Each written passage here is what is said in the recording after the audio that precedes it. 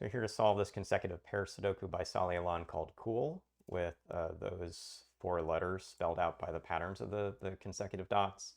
And most critically, it actually looks like it's setting up a few rows like this row, this column, and this row, which have all these triples to have some interesting breakdowns. For instance, this 2 means that a 1 isn't in any of the triples, but actually we've got a lot of flexibility for what does go in those triples. This second column, though, looks like the key first break-in moment for the puzzle because 8 and 9 can't be in those triples. We're going to have 1, 2, 3, as well as 4, 5, 6 as a triples, which means the centers of these cells will be a 2 or a 5. Just because of how the pattern of these givens work, this has to be a series of 3 distinct digits in red here and also in red here. So 2 can't come down to be a 1. 2 in this case would have to come up to be a 3 and a 4. And if the 5 is moving off this would be 4, 6, still continuing the same direction, 3, 7. And we can do that same path down here. But one thing I'm seeing is if this is from the 2, and I think this is the key aha to break in this puzzle. If this is from the 2, this is forced to be a 3, but then this continues 4, 5, and we'd have a 5 with a 5 here. So you can rule out 2 from that cell, and that means 2 must be up here, continuing upwards from 3, 4, 5, closing down here for 1 with 2, 3 moving over. And down here we do know this is a 5, where we're going to have 4, 6 surrounding it. And if it's a 4, it's continuing down. If it's a 6, it's continuing up. And so that will continue actually over here to be 2, 8. This now has to reconverge for this to work out. So if this was coming down to be a 4 with an 8, that means this is a 6. So we get 5, 4, 6, 3, 7 to be how this whole loop will have to go. So these corners will be extremes.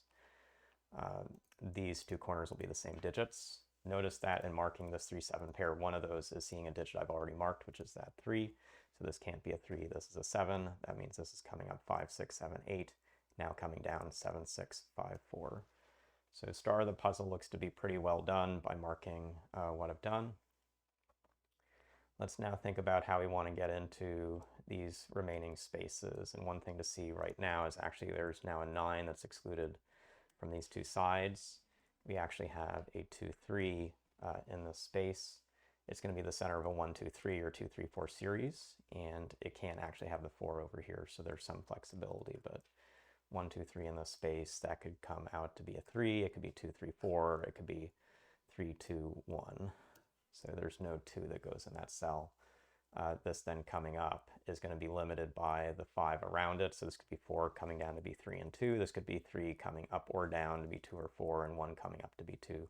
So this could be a 3. This can also, as it's going, it can't close out to be 3, 2, 1, so the 2 is gone. And this can't be a 3, so it looks like 2 is the only option for this cell. Let's see if that makes sense. Well, it can't see the 4, 5 from the left, can't see the 1, 3 from here, can't be a 6, and if this is in the 1, 2, 3 range, this is not going to be any higher than that. So key cells at the top of the L, this has to be a 2. This then absolutely has to be going upwards to 3, 4, coming down now 3, 2, and we have the last digits in those rows to be these 1s with that 1, 9. Should be able to do some more with that with some placements. So this 4 coming across, this is the last spot for 4 in this box. We're going to have 5 in one of these cells. This 1 is coming down to be potentially in one of these. This 2 and this 2, actually by Sudoku rules, place the last 2 here, which places the 1 exactly here. Get a 1, 4 in this box. We're placing a 9 in here.